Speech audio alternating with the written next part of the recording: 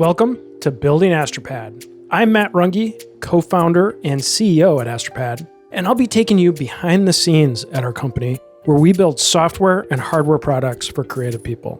So if you're a creator interested in starting a business or creating your next big project, join us and let's learn together. Well, hi everyone, Matt here with Savannah. Hello again. Yeah, so we're wrapping up talking about Kickstarter today. We finished up our Kickstarter campaign. It finished October 30th, and in the end raised $400,000, which we'll talk more about today. So, we've been doing these series of episodes talking about what we've been doing through the Kickstarter, what's working, what's not working, and so we really wanted to wrap things up today. So, how you feeling, Savannah, about the Kickstarter? Now that a couple weeks passed since it ended. Yeah. Wow. It's been a journey, I'll say, because, there was leading up to the Kickstarter, so much anticipation, adrenaline, like working long hours.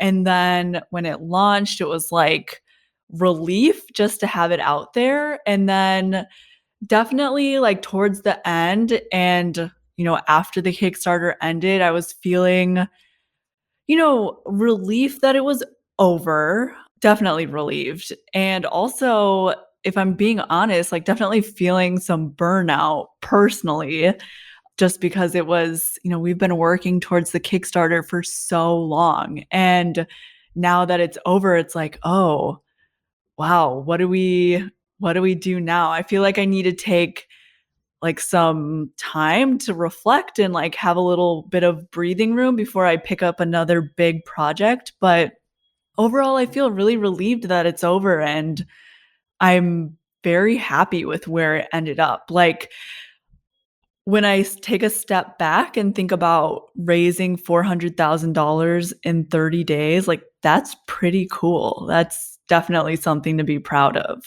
Yeah, and what I keep bringing up now too is that you put our two Kickstarters together, we've raised over $1 million now on Kickstarter because our Yeah, first one was 645,000 and this one was 400,000, so that's just over $1 million. $1 million raised on Kickstarter. mm-hmm.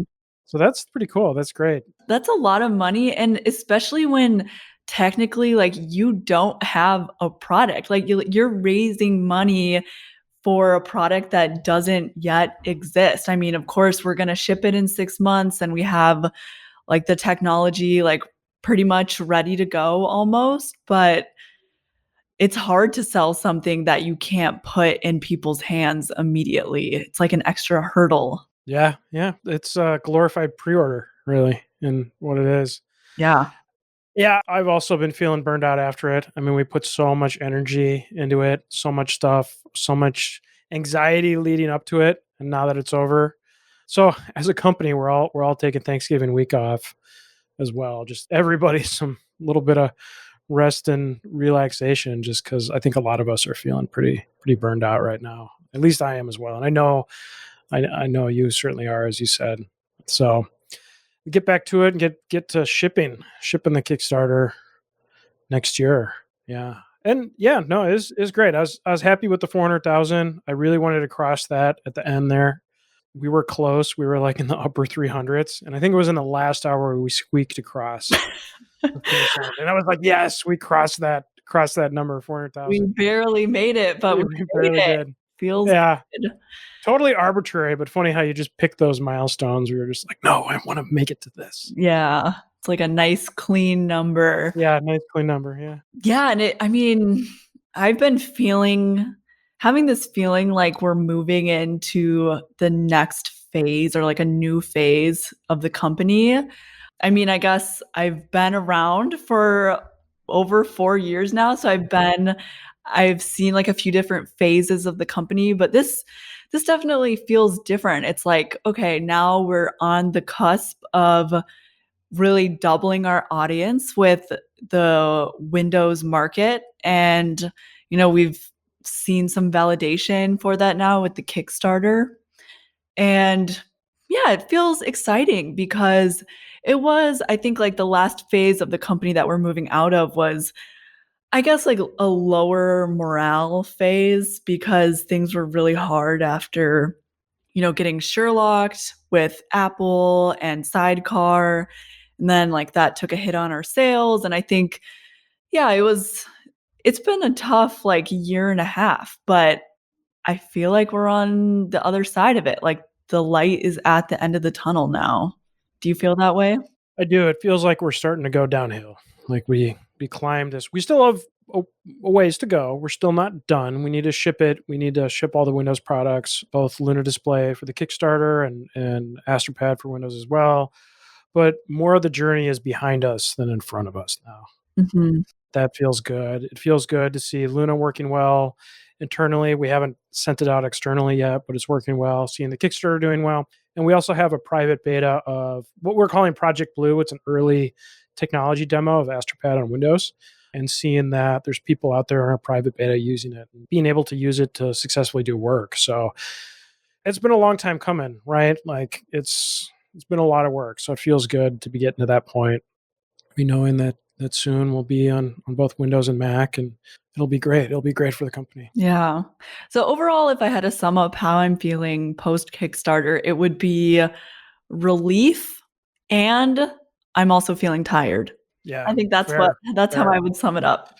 Yeah, yeah, yeah, yeah. No, I hear you. I hear you. So we'll, yeah, gonna rest up next week, take the week off, and get back to it after that. But we should go over some more of the Kickstarter stuff, a little bit more of what we learned. Not we went through a lot of it in our previous episode on the Kickstarter, what we learned in the first 24 hours of the Kickstarter, and we learned a ton there. But some of it we didn't go into that we should go into today. So what else do you think people should know about Yeah. Kickstarter and what did and didn't work for us? Yeah, so we learned so much in the first 24 hours, and then after that it was like, whoa, now we have 29 more days left in this Kickstarter, and there's only so much planning you can do for that because you learn so much in the beginning. So the middle of our campaign was really based on two strategies: newsletter sponsorships and paid ads. And I want to go over both of those today, starting with newsletters, because in general, I would say those did not perform like we expected them to. We had set up sponsorships with a number of brands that have audiences that we thought would resonate with Luna Display for Windows. And so we set up sponsorships with their newsletters, and those just, yeah, we just didn't see the numbers that we were hoping to see. And I think what it all boils down to is that there's kind of like a stigma around pre-orders and Kickstarters. Like if you're sponsoring a newsletter and you want someone to buy your product, it's way easier if you're going to put a product in their hands immediately after they purchase it. But we're not only introducing people to a new product and trying to educate them on what Luna Display does, but we're also asking them to give us their money, and we're not going to give it to them for another 6 months. And that's just so hard to do in a newsletter sponsorship, like educate and then like sell the pre-order. And then there's like another hurdle too, which is that some people don't even know what Kickstarter is. And so you have to explain like crowdfunding to them. And so I think that's my biggest takeaway with newsletter sponsorships is that it's just really hard to do pre-orders and convince people of that in an email campaign. Yeah, and the two areas we saw it did work is either people that already trusted us because they were already customers or they were already familiar with us, had come across us earlier and had some time to kind of acquaint themselves with us, like our Windows list, or mailing lists that were focused on Kickstarter, where people already understood, they're already used to the Kickstarter process, they get it, they're comfortable with it, they're comfortable backing projects on Kickstarter. Those kind of lists, did pretty well. We had a couple that went out that we were part of, but yeah, all those other general ones, as you're saying, yeah, we just very underwhelmed. Yeah, like we did an email sponsorship with Backer Kit. They're like a crowdfunding service that's kind of tangential to Kickstarter, and we I think we saw good performance from that list as well as Gelop, the ad agency that runs paid ads for crowdfunding campaigns. So those two companies have email lists that are curated of people who back Kickstarters regularly. So they're familiar with the process.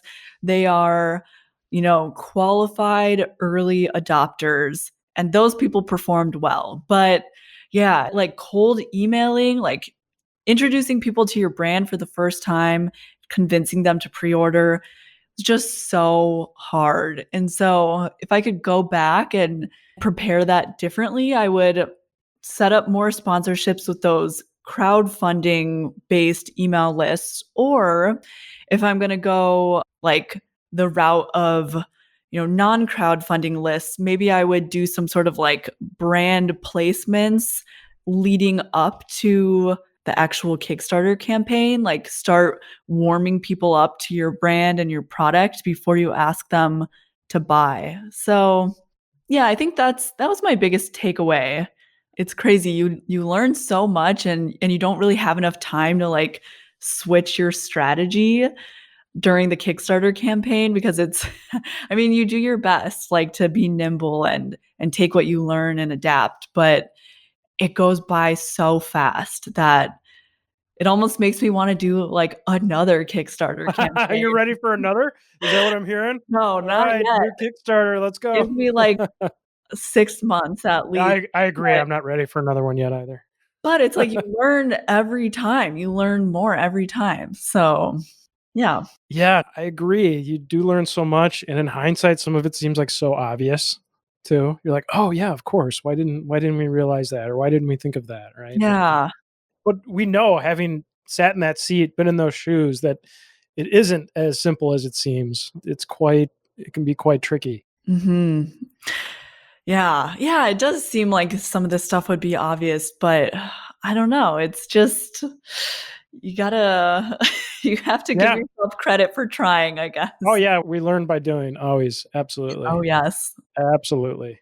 No, because what you were saying about the newsletters, to like send it out earlier and kind of nurture it and get them used to it, that makes so much sense, right? But yeah, we didn't know that. We didn't. So next time. Yeah.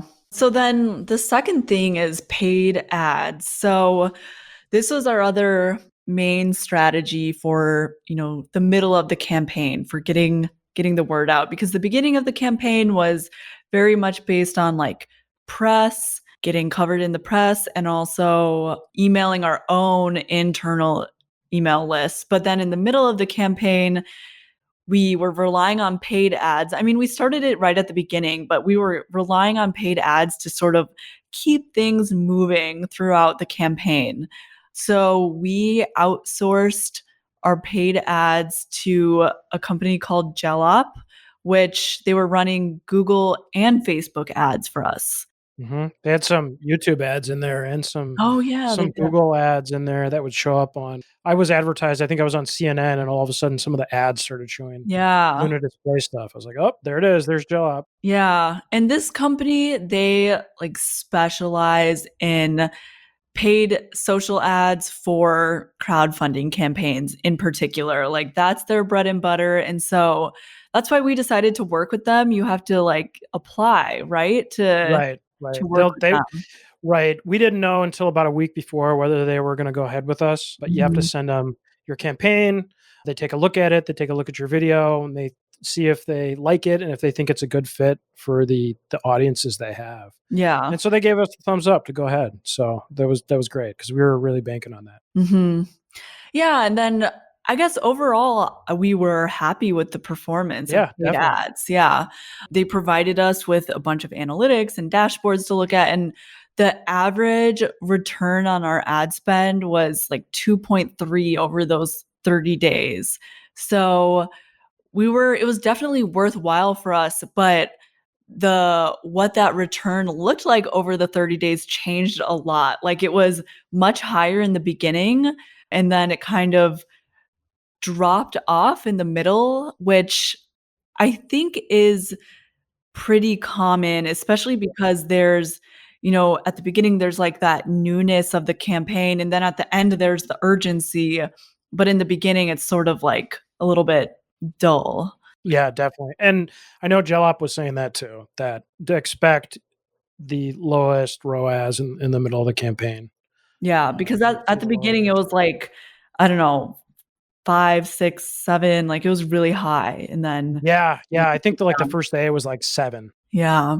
which is amazing. I Mhm. mean, we normally don't see that on, even when we do, not for Kickstarter, but do it for, just general Facebook ads. We never see that high. Yeah. Yeah. So, it was nice to outsource that and not have to do that ourselves because, I mean, we're not paid ad experts on our team, and also Gel Up is just so in tune with the crowdfunding community, and yeah, so it was nice to push that off onto them and have them manage it, which I would definitely do again for another crowdfunding campaign. I would work with them. And another part of running paid ads is that you get a lot of comments on the ads, which Matt, you were actually responsible for responding to comments. Yeah, they get pretty salty in those Facebook comments there. Yeah, people get people get pretty worked up. That something's wrong on the internet. I must correct it, even though often they were actually wrong. We try to politely correct them in the comments. And not because we're going to change their minds. I knew that this person that posted the comment, we're not going to change their mind. They're not going to back the project. But other people are going to see those comments when they see the ads. So I want to show that we have a good response, that no, we hadn't considered these other scenarios this person has pointed out, and here's why our product is better than what they're pointing out for X, Y, and Z reason, right? So it wasn't too bad though. Really, I would like once a day check on it and respond to those comments, and that was a way to really keep the ROAS up and keep the ads going. That was something that Job really pushed us to do. Yeah, so what were, like, the common comments that you were seeing? Were they technical questions, or was it just trolls? Mostly like troll type stuff, just like pointing out competitors and just like lame, doesn't do this. And then you'd reply and be like, actually, it does. You just didn't read the, like those sorts of things. The kind of stuff you see everywhere all over the internet. Or, Yeah, I already used this solution. Why bother? And it was like, well, ours has these advantages. And, there's in some cases what you have might work fine for you, but for other people, Lunar Display might be a better solution, right? And we pointed out and the nuance that gets lost in internet comments. But I'd say a lot of it was either two groups. It was either somebody asking a legitimate question, like, "Hey, does this work on Windows 10 or does this work on Windows 8?" Right? Or somebody just being a troll. Those are really the two. Or actually, there was a third, and somebody would just leave a generic comment like, "Oh, this is really cool," and that was it. But yeah, yeah, it wasn't too bad to manage. It really wasn't.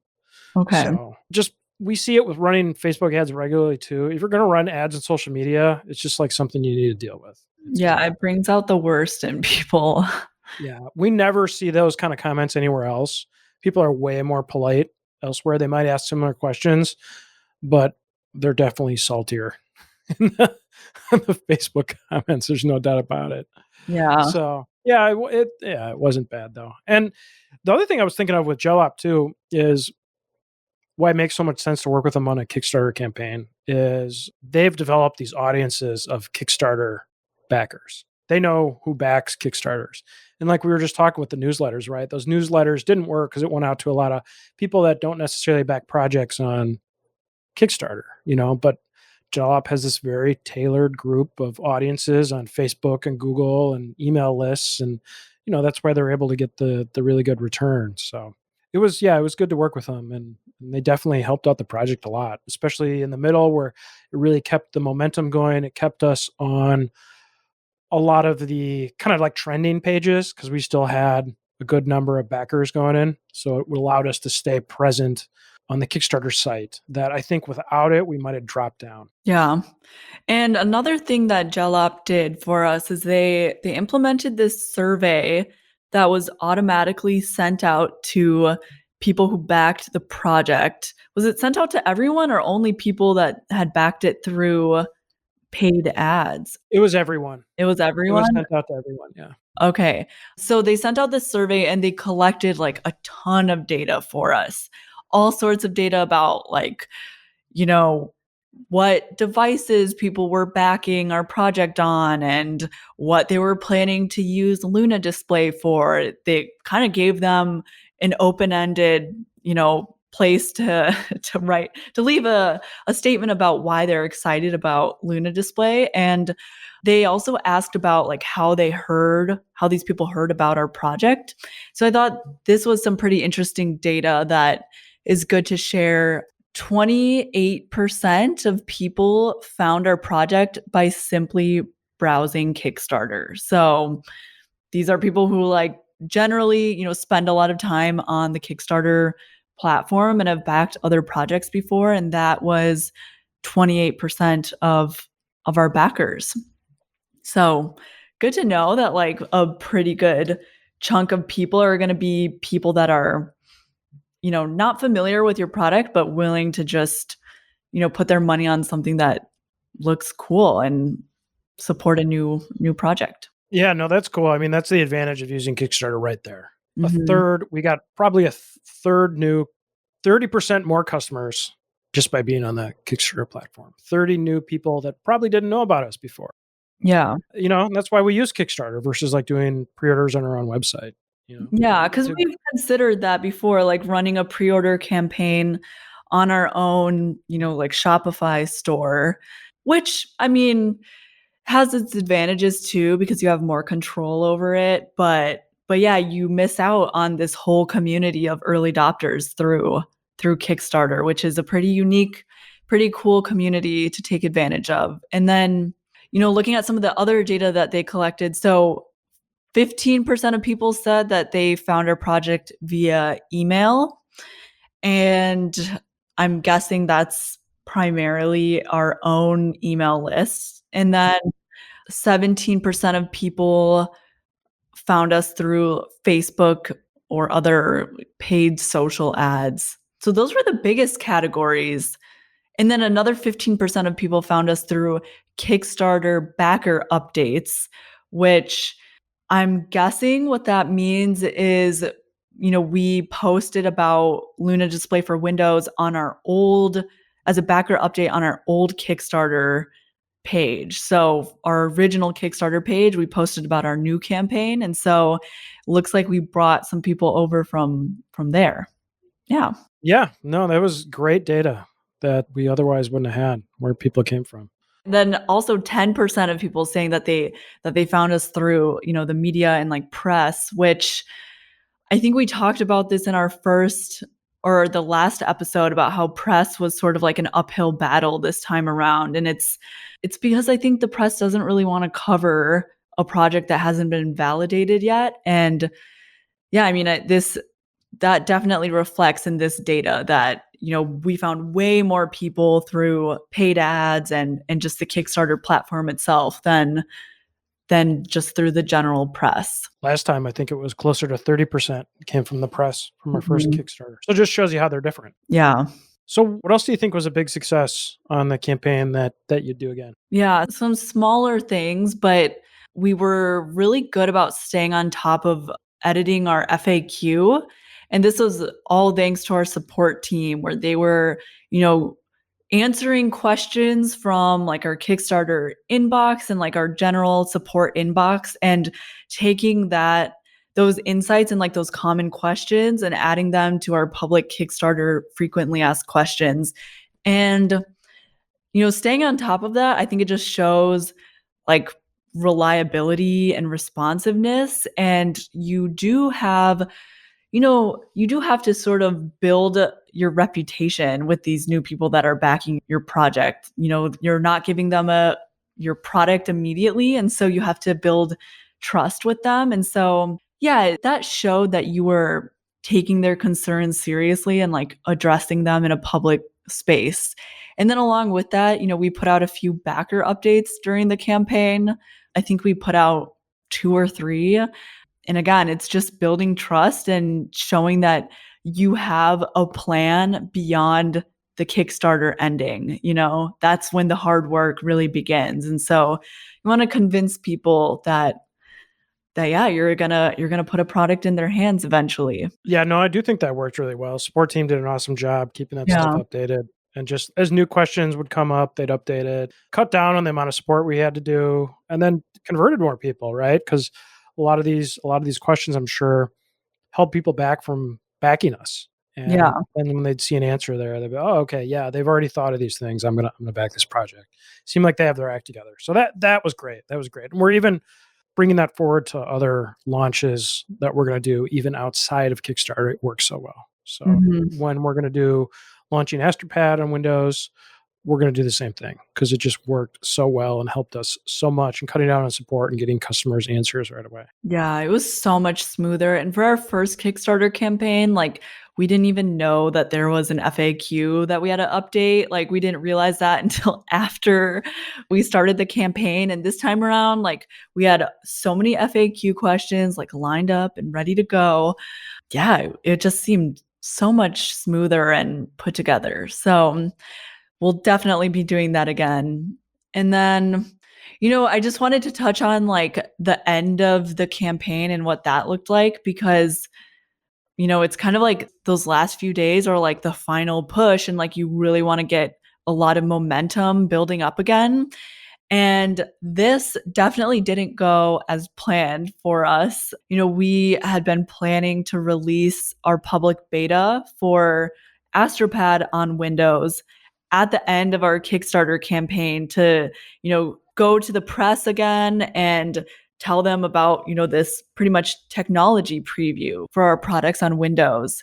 And it just didn't end up working out with our engineering timeline. And so we weren't able to rely on that. And, you know, that's okay. Like I guess I'm still happy with how our Kickstarter ended. And I would rather our public beta be in a really solid space before, pushing it out publicly and getting a bunch of people to look at it. And so, yeah, it didn't go as planned, but I think if you don't have something like that lined up for the campaign, like the thing that you should fall back on is playing up that sense of like urgency for the end of your campaign. Like for us, we were emailing people saying like this is your last chance to buy Luna at this big of a discount. Like we are never going to offer this big of a discount. So take advantage of it because you have 48 hours left or however long was left in the campaign. And so you have to play up that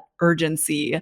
And I think because of that, we did still see like an uptick at the end. Yeah, we definitely did. We Yeah. definitely saw a very, very solid uptick. Yeah. Yeah. No, yeah, we wanted to have the Astropad public beta that we're calling Project Blue, but it didn't work out. And well, not only that, we also realized it was going to be far too complicated to do within such a short window. The original plan was that we were going to have this beta out months before the Kickstarter and use it to build a buzz and excitement. And then over time, we could kind of explain how this related to the Kickstarter. Mhm. But we were running into the same problem that we talked about earlier with the newsletters, where, okay, even if we push this public beta out, we have to explain, okay, how is Astropad related to Luna Display? We have to explain that you can use them together. And yes, you're backing Luna. Like it got really complicated really quickly. And it was like, this is not, even if we push it out, probably not going to convert that many people. So we just held back because the right decision. We've got Project Blue in private beta right now. It's going well, and Mhm. we'll get it out there in a public beta when we feel it's really ready and it's in a good spot for that. And totally the right decision. I don't regret that at all. Yeah.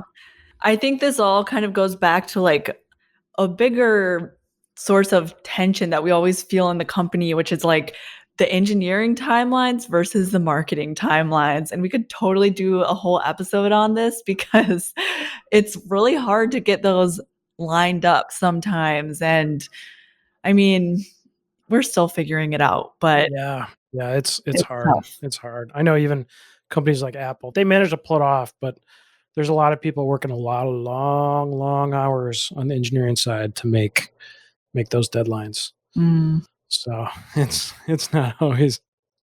So just one anecdote. So long time ago, I worked on, it was the iPhoto team, now the Photos app, and I was an intern there.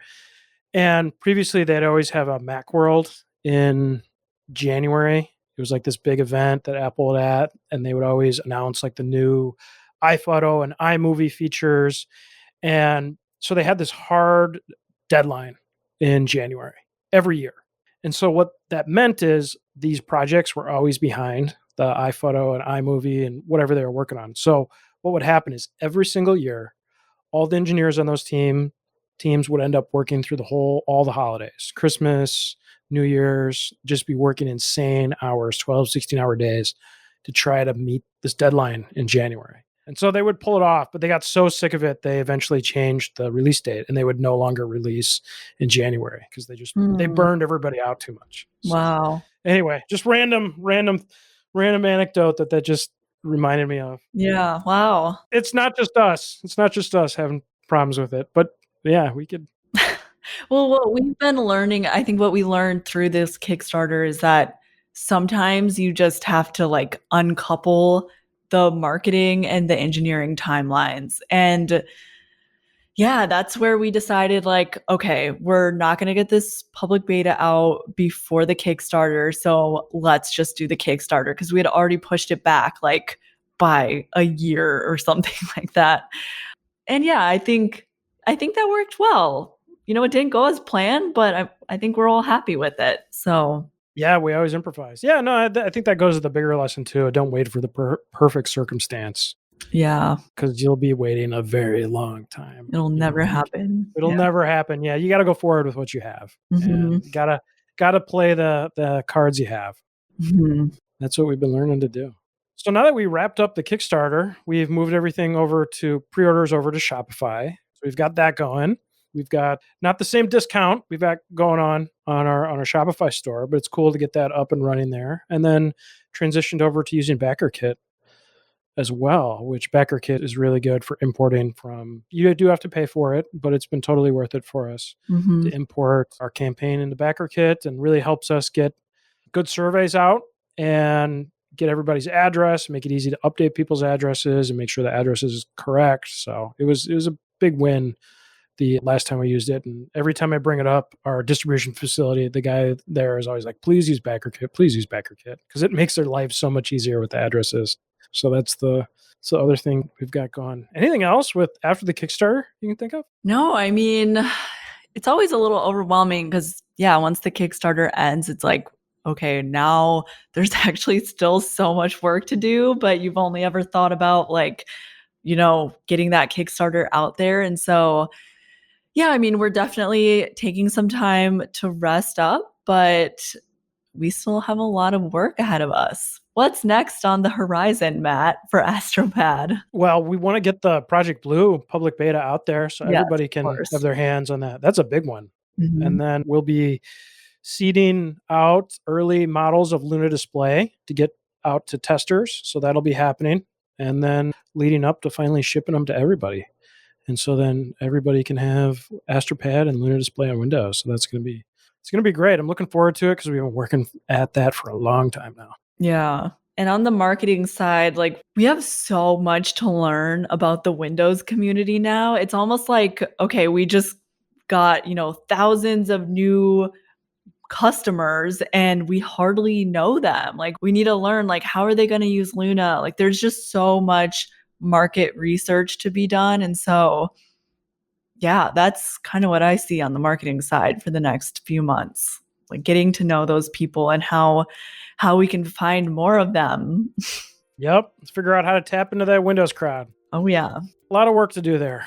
But yeah, now time for us to rest up, get ready for the next chapter. Yes. Well, good talking to you, Savannah. Yes. It was good to wrap this up finally. Yeah. All right. Well, take care now. All right. See ya.